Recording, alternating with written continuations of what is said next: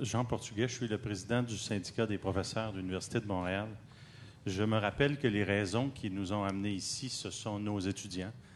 Je me rappelle qu'au cours de cette année, les gens dont on a parlé tout à l'heure, qui sont nos recteurs, qui sont nos dirigeants, et dont on questionne la crédibilité et la légitimité, ont parfois été, et ça a été le cas chez nous, des acteurs sociaux de ce conflit, des agents de ce conflit.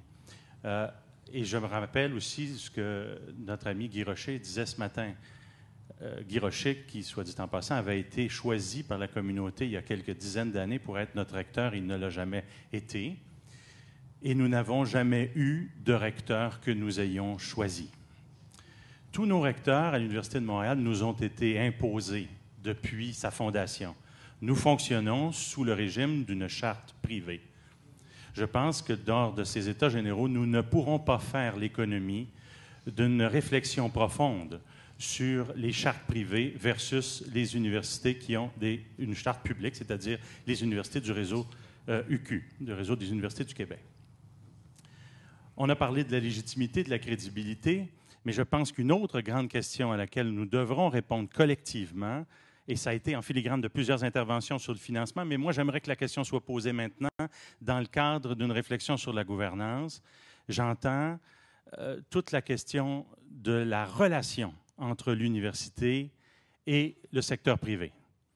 Allons-nous pouvoir continuer de la sorte? Allons-nous pouvoir continuer dans des assujettissements d'une institution publique qui est consacrée au savoir avec des partenaires, comme on les appelle, d'affaires? Ça a pris des proportions grandes, et ça rejoint la question de la crédibilité de nos dirigeants, pour nous, à l'Université de Montréal, depuis plusieurs années.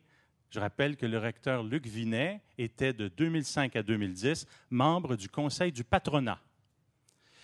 J'indique aux gens qui sont ici que notre recteur actuel, Guy Breton, fait ses exposés devant le forum de la Chambre de commerce de Montréal et que nous recevons, les membres de la communauté, une invitation à aller l'entendre moyennant 80 $ de frais.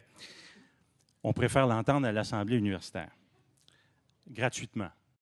Je pense que nous avons de sérieux problèmes dans nos relations avec l'entreprise privée, et ce n'est pas qu'une question de financement, c'est une question de gouvernance, puis j'aimerais entendre les panélistes là-dessus.